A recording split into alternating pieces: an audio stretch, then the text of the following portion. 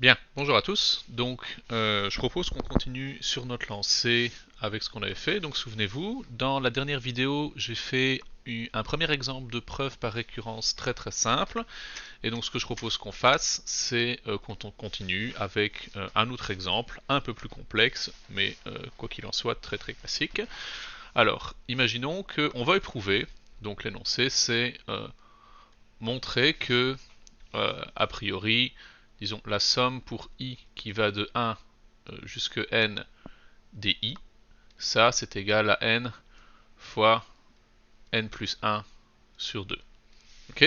Alors bon, ça c'est tout l'énoncé. Alors, bon, on n'est pas obligé d'être familier avec cette notation ici de somme. Donc ça ici, qu'est-ce que ça veut dire? Ça veut dire pour i qui va de 1 à n, de 1 à n par pas de 1, eh bien, qu'est-ce qu'on fait? On additionne i. On additionne i. Okay, et le i qui est là, c'est parce qu'on a un i qui est là. D'accord? Si on avait i carré, on additionnerait i carré. D'accord? Donc ça, c'est simplement ce que ça veut dire. Donc en fait, l'énoncé qui est là, vous savez quoi? Je vais simplement le renoter en disant, ce que je veux montrer, c'est que 1 plus 2, parce que le premier terme c'est 1, quand i vaut 1, on additionne 1, plus 3, plus 4, plus etc., jusque plus n-2, plus n-1 plus n, d'accord, parce que je dois aller jusque n ici, donc à la fin on va avoir i qui vaut n-2, on ajoute n-2, i qui vaut n-1, on ajoute n-1, i qui vaut n, on ajoute n. Okay, et je veux montrer que ça, c'est égal à n fois n plus 1 sur 2. Okay, donc voilà, ça c'est ce que je veux montrer. Alors souvenez-vous, le plan de base, dans n'importe quelle preuve par récurrence, c'est d'abord se dire je veux montrer que la propriété, c'est-à-dire cette égalité, elle est vérifiée pour le cas de base. Alors ici on voit que dans la notation ici qu'on avait au départ, on ne peut pas avoir i qui est moins que 1. D'accord? Donc on ne peut pas avoir moins que un terme dans la somme. D'accord? Donc a priori, le cas de base ici, ça va être pour i qui est égal à 1. Alors, commençons par ça. Prouvons le cas de base. Donc les preuves par récurrence, c'est des preuves qui sont très verbeuses, il faut écrire beaucoup, mais c'est très important de bien se justifier. Donc prouvons, non, pas prouvons-les, prouvons le cas de base, c'est-à-dire montrons que la propriété, elle est vérifiée pour n égale 1. Pour n égale 1. Alors je dois montrer que ces inégalités sont correctes. Okay, alors allons-y, le membre de droite, le membre de droite c'est ceci. D'accord? Le membre de gauche c'est ça, je dois simplement montrer qu'ils sont égaux. Ok? Alors si j'ai que n égale 1, si j'ai que un seul terme, le membre de droite, il n'y a que 1. Le membre de droite, il est égal à 1, parce que j'ai juste ce 1 là, d'accord? J'ai juste ce petit 1 là dedans. Bon, il n'y a qu'un seul terme, c'est tranquille. Si on reprend la notation qui est ici au-dessus, ça fait pour i qui va de 1 jusque 1, j'additionne i, il n'y a qu'un seul terme, on le voit, et donc on additionne que 1, donc il n'y a que 1. Ok. Bon, et le membre de gauche, par contre, c'est cette formule-là, donc il va falloir remplacer n par 1, c'est sa valeur, et on va espérer tomber sur 1. Donc le membre de gauche, il est égal à 1 fois 1 plus 1 sur 2, c'est-à-dire 1 fois 2 sur 2, c'est-à-dire 2 sur 2, c'est-à-dire 1. Et ben on voit que c'est tranquille, on a bien l'égalité, on a bien que ce 1 là, c'est égal à ce 1 là, donc les deux membres sont égaux, et donc on a bien prouvé que la propriété était vraie pour n égale 1. Okay, donc on a prouvé le cas de base.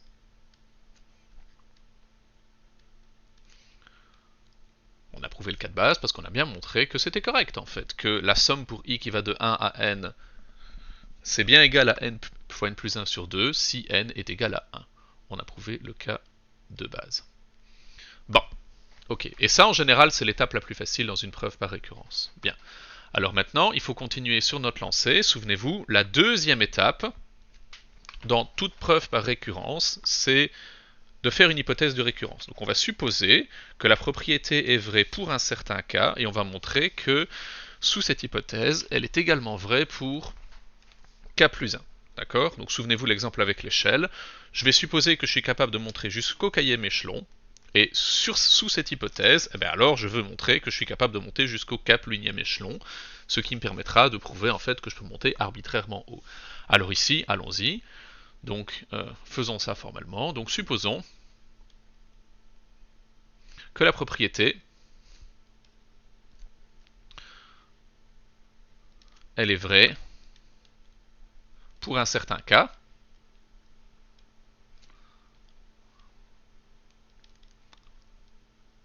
c'est-à-dire quoi? Ben, je dois additionner jusqu'à k, donc c'est-à-dire que 1, plus 2, plus 3, plus blablabla, bla bla bla, plus, allons-y, k-2, plus k-1, plus k, et bien que ça, c'est égal à le membre de droite qui se trouve ici, donc je vais remplacer n par k, c'est-à-dire k fois k plus 1 sur 2. D'accord? Ça, c'est ce que je suppose qui est vrai. Donc ça, c'est mon hypothèse de récurrence ici.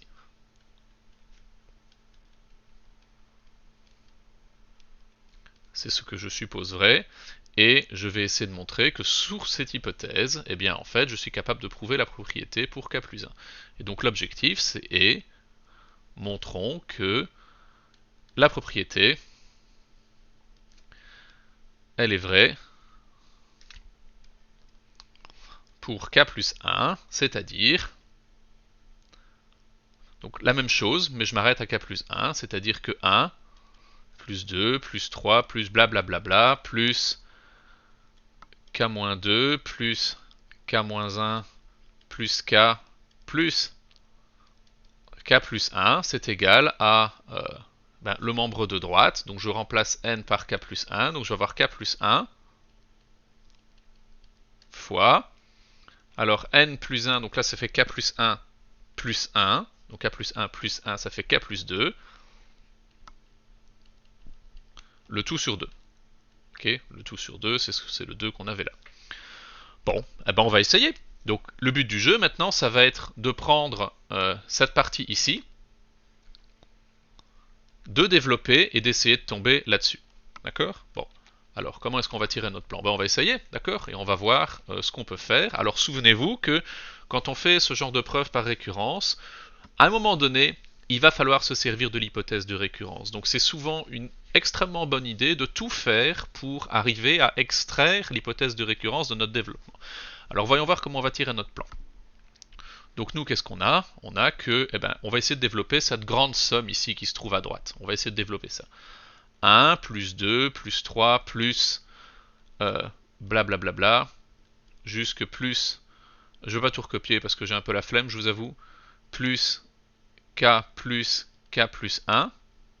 Ok, qu'est-ce que c'est? Eh bien, en fait, vous savez quoi? On remarque que ici, dans cette partie-là, dans cette somme ici, j'ai ici qui est ça ici. Ah! Si je dessinais assez droit, ça irait bien. Ça ici, la somme qui est là, la somme de 1 jusque k, en fait, c'est cette même somme qui est là. D'accord? Donc, il va falloir que je l'extrais, en fait. Comme ça, je vais pouvoir la substituer par k fois k plus 1.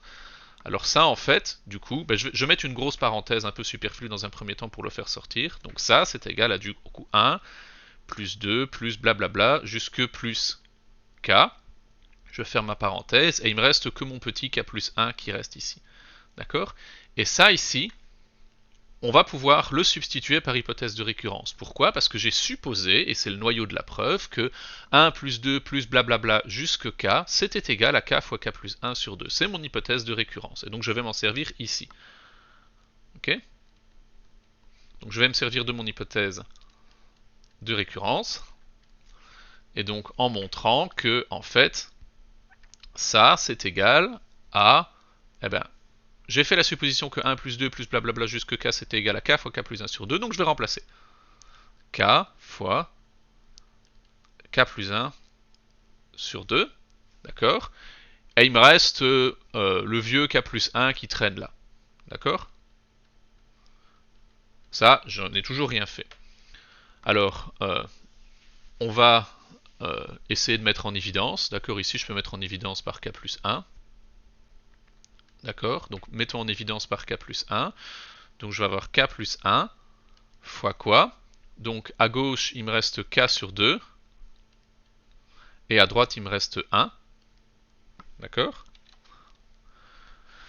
Alors, bon, on va faire une réduction au même dénominateur. Le but du jeu, c'est de retomber là-dessus, hein, d'accord?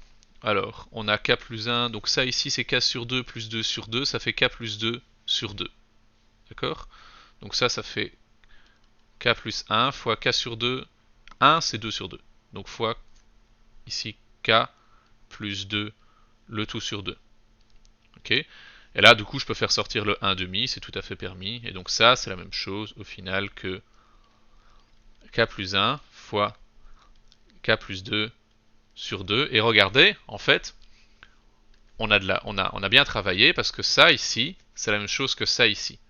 D'accord? Et donc j'ai bien montré que le membre de gauche ici, donc ça, ce que j'ai ici là, d'accord, que je suis parti de là, j'ai bien montré que c'était égal à cette chose ici. D'accord? Et donc en fait j'ai atteint mon objectif, j'ai exactement prouvé ce que je voulais.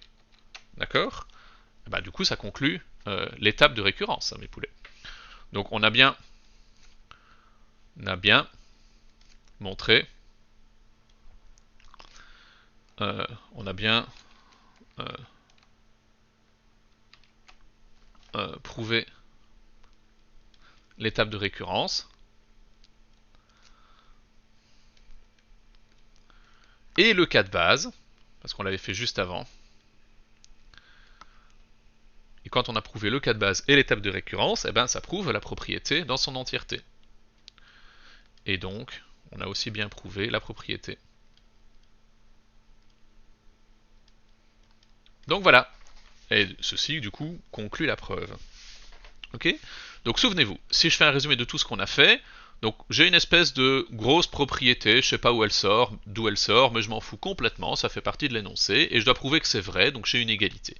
Alors je montre d'abord, comme dans toute preuve par récurrence, que c'est vrai pour le cas de base. Ici, sur cette notation, on voit que la plus petite valeur qu'on peut donner à n, c'est 1. Donc le cas de base, ici, c'est n égale 1. D'accord? C'est ce que j'ai fait ici. J'ai d'abord prouvé que la propriété était vraie pour n égale 1. Donc je remplace n par 1 et je teste l'égalité entre ces deux membres. Je montre que ça, c'est égal à ça, en remplaçant chaque fois n par 1, et c'est ce que j'ai fait ici. D'accord? C'est ce que j'ai fait ici. Et ensuite, je dois faire mon hypothèse de récurrence, c'est-à-dire montrer que cette propriété, elle est vraie, cette propriété ici, elle est vraie, jusqu'à un certain k. D'accord? Donc je remplace n par k, et donc je dois montrer que la somme jusque k, c'est-à-dire cette espèce de gros machin là, est égale à le membre de droite en remplaçant n par k, c'est-à-dire ceci. Ça, c'est mon hypothèse de récurrence, c'est ce que j'ai fait là. Systématiquement, on doit toujours faire ça dans une preuve par récurrence.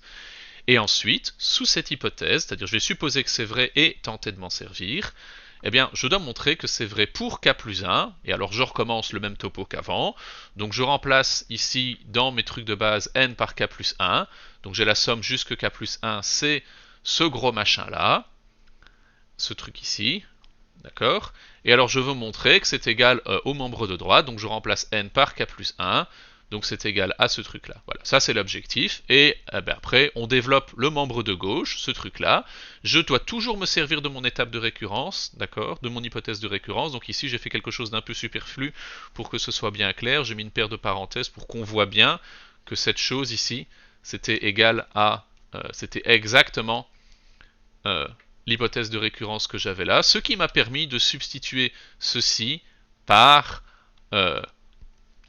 la valeur qu'on avait ici, qu'on avait supposé vraie, et ensuite je continue, et l'objectif c'est du coup d'essayer de montrer qu'on a bien l'égalité, c'est-à-dire de bien tomber là-dessus, ce qui est arrivé ici. Et voilà. Donc je propose qu'on en reste là sur cet exemple pour cette vidéo, et on se retrouve pour un autre exemple dans une autre vidéo. Allez, salut!